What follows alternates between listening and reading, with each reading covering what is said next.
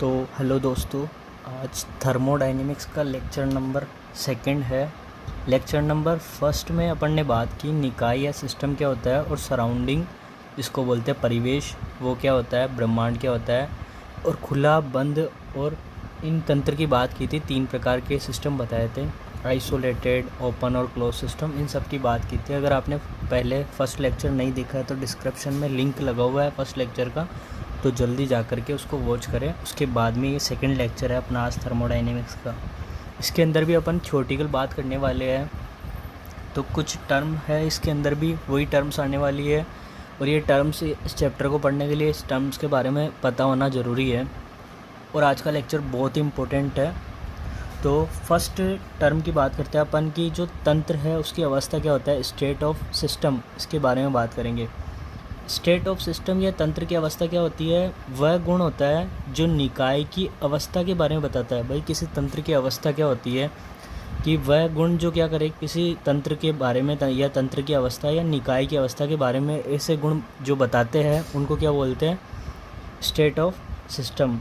जैसे प्रेशर, कोई गैस है मेरे पास में, उसका प्रेशर है, कोई उसका टेम्परेचर है, कोई उसका वॉल्यूम है। जैसे प्रेशर 1 atm है, उसका टेम्परेचर 200 केल्विन है और उसका वॉल्यूम 300 ml है। इन सब में से किसी भी एक चीज़ में चेंज की तो उस गैस की जो स्टेट है वो चेंज हो जाएगी। भाई जैसे मैंने प्रेशर में चेंज कर दिया तो ये P1 है, ये P2 है, बाकी टेम्परेचर और वॉल्यूम बिल्कुल सेम है, तो गैस की अवस्था भी चेंज हो जाएगी। जैसे जैसे ये जो है ना, ये PVT, प्रेशर वॉल्यूम टेम्परेचर, ये जैसे जैसे चेंज होते हैं वैसे गैस की अवस्था भी चेंज होगी। तो किसी तंत्र या निकाय की अवस्था ये वही गुण है, प्रेशर, टेम्परेचर और वॉल्यूम, जो कि आप करेंगे किसी सिस्टम की अवस्था के बारे में बताएंगे।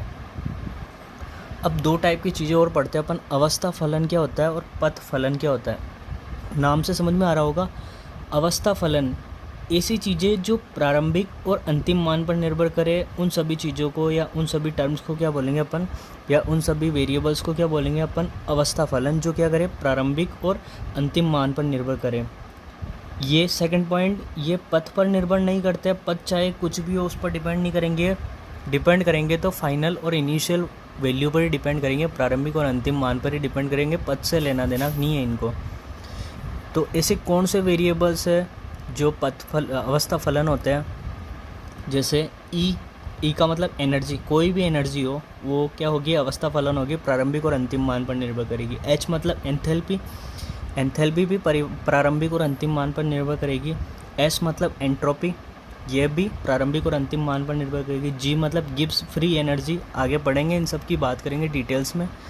तो गिब्स फ्री एनर्जी ये भी प्रारंभिक और अंतिम मान पर निर्भर करेगी। टेम्परेचर भी प्रारंभिक अंतिम मान पर निर्भर करता है, प्रेशर भी प्रारंभिक अंतिम मान पर निर्भर करता है, वॉल्यूम भी प्रारंभिक अंतिम मान पर निर्भर करता है। ये सारी जो चीज़ें हैं ये सब क्या है, अवस्था फलन है। मतलब जैसे वॉल्यूम है ये इनिशियल होगा और कोई वॉल्यूम होगा वो फाइनल होगा, तो ये प्रारंभिक और अंतिम मान होंगे। प्रारंभिक मान V इनिशियल से शो करेंगे और अंतिम मान V फाइनल से, VF से शो करेंगे, V फाइनल से। एक बात ध्यान रखनी है, चक्रीय प्रोसेस या साइक्लिक प्रोसेस क्या होता है उसके बारे में बात करेंगे ना।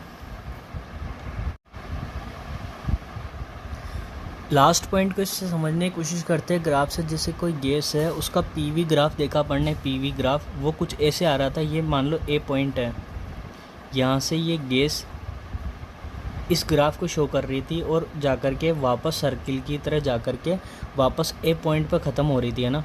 उसका PV ग्राफ कुछ ऐसा था। मतलब साइक्लिक ग्राफ है, बंद लूप है, क्लोज लूप है, साइक्लिक ग्राफ है। गैस ऐसे जा रही थी, इधर गई, फिर इधर गई, इधर गई, और ये उसका PV ग्राफ है। तो इनिशियल पॉइंट भी यही है, मतलब प्रारंभ भी यहीं से किया और अंत भी उसका यहीं पर हुआ, तो P इनिशियल बराबर होगा P फाइनल के। भाई फाइनल पॉइंट भी वही है, इनिशियल पॉइंट भी वही है, क्योंकि साइक्लिक प्रोसेस है ना, चक्र में कोई चीज़ घूम करके वापस वहीं पे तो आती है चक्र में।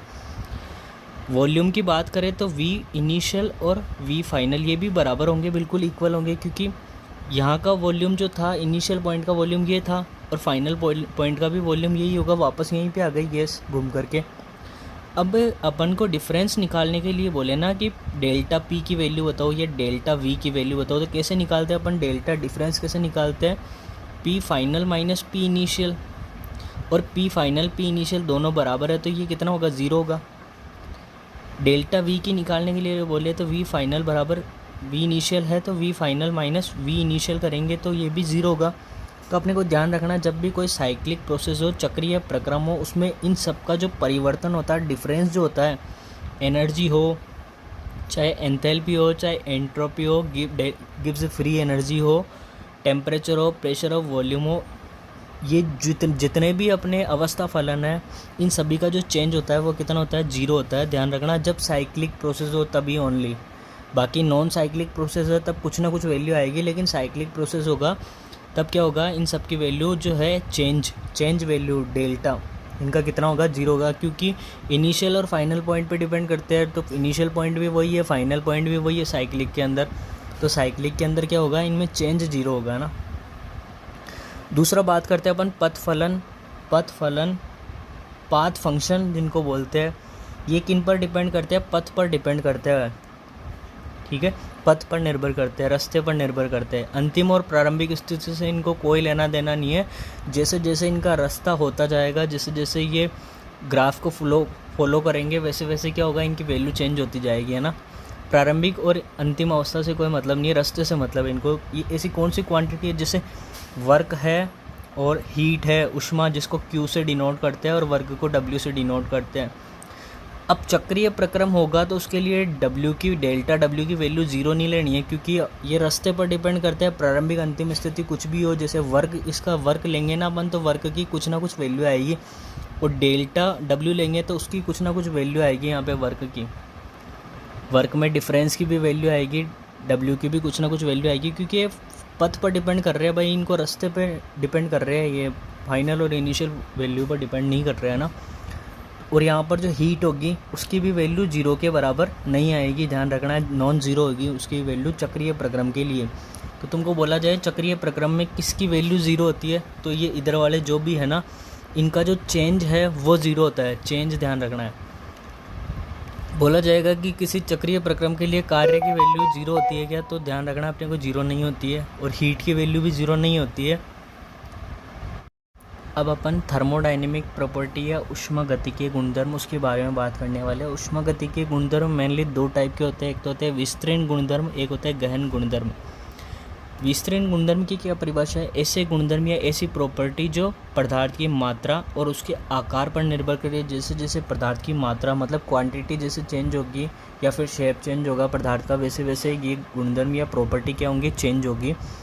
तो कौन कौन सी प्रॉपर्टीज़ है, जैसे आयतन है, वॉल्यूम, ये चेंज होगा पदार्थ चेंज होने पे। दूसरा मोल, द्रव्यमान, Gibbs free energy, entropy, enthalpy, internal energy आंतरिक ऊर्जा, ऊष्माधारिता, और F फोर्स, और A पृष्ठीय क्षेत्रफल सरफेस एरिया। ये सारे क्या है, विस्तृण गुणधर्म। जैसे पदार्थ चेंज होगा अपना, वैसे क्या होंगे ये गुणधर्म भी क्या होंगे, चेंज होंगे। पदार्थ की मात्रा चेंज होगी तो चेंज होंगे, और पदार्थ का आकार चेंज होगा तो चेंज होंगे ये भी। फिर है गहन गुणधर्म, वह गुण जो पदार्थ की मात्रा और आकार पर निर्भर नहीं करे, मतलब 1 किलो लो चाहे 5 किलो लो पदार्थ, लेकिन ये चेंज नहीं होने वाले हैं। तो ऐसी प्रॉपर्टी जो क्या होंगे, उसके पदार्थ के मात्रा पर और उसके आकार पर निर्भर नहीं करेंगे। तो मोलर आयतन, यहाँ पर जो था वो केवल आयतन था, यहाँ पर मोलर आयतन है।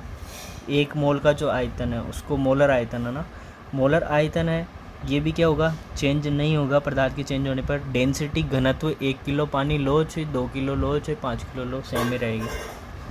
मोलर गिब्स फ्री एनर्जी, विशिष्ट ऊष्मा, दाब, ताप, pressure, temperature. Molarity, normality, TB मतलब बॉइलिंग पॉइंट, फ्रीजिंग पॉइंट हिमांक, और ये क्वथनांक है। ई सेल का इलेक्ट्रोड पोटेंशियल है ना। कप्पा विशिष्ट चालकता इसको बोलते हैं, ये है अपवर्तनांक म्यू। फिर pH, पृष्ठ तनाव, सरफेस टेंशन, वाष्प दाब, वेपर प्रेशर, ये सारी चीज़ें क्या है, किस में आते हैं, गहन गुणधर्मों में आता है। मतलब पदार्थ कुछ भी लो, इनकी मात्रा चेंज नहीं होने वाली है।